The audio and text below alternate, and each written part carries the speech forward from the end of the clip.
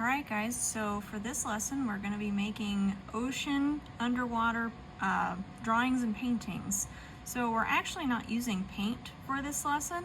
We're going to be using crayon to draw our ocean creatures and whatever sort of elements you want to add in there. And for the background we're actually going to be using markers. So I'm going to show you kind of a fun magical thing that you can do with markers to make it look like paint.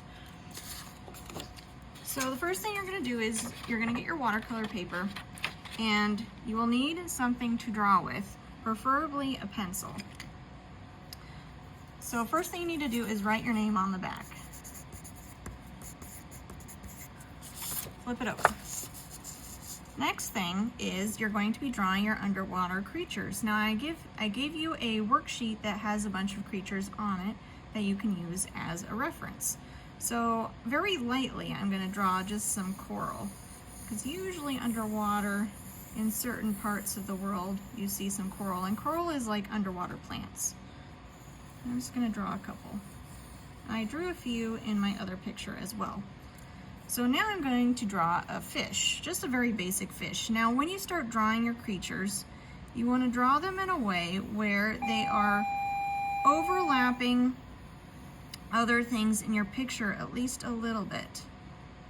Okay, so that means that it went over my coral a little bit. So what I'm going to do is I'm going to go in and erase that area that the fish would be overlapping, because you would actually see the fish more than you would the coral. The coral is behind the fish. So I'm going to give him some fins. Okay, I'm going to put some stripes on his tail. And he has a little bit of a smile. Oh, and he has a gill for him to breathe with. So now I'm going to do, I think I'm going to do an octopus. I'm going to put him over here. I'm just going to do a very basic octopus. So here's his big head, and he has tentacles coming down. And an octopus has 8 legs, or 8 tentacles. So again, I have to erase this part. This is why we draw with pencil, so we can erase, because the octopus is in front of my coral. So 1, 2, 3, 4, 5, 6, 7, his leg's gonna go off the page, and 8.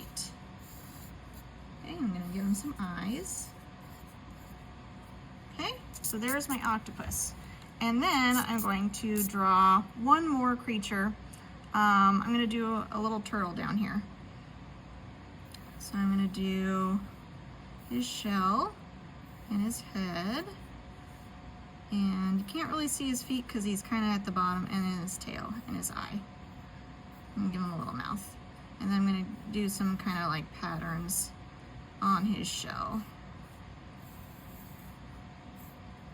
Okay, so there's my little turtle. So then you're going to take your crayons and you're going to go ahead and color in your picture. So this is all part of step 1.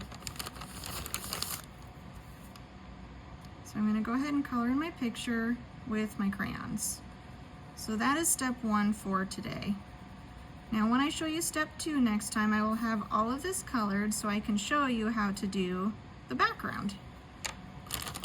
I'm just going to show you how I neatly color in some spots. I'm going to make an orange fish. Sometimes it's easier to outline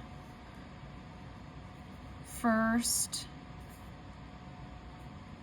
and then color it in. Outline his fins. I'm going to make his little fins a little different colors.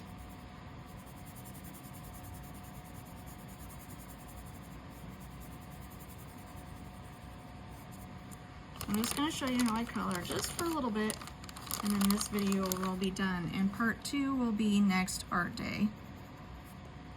Give him some pink fins.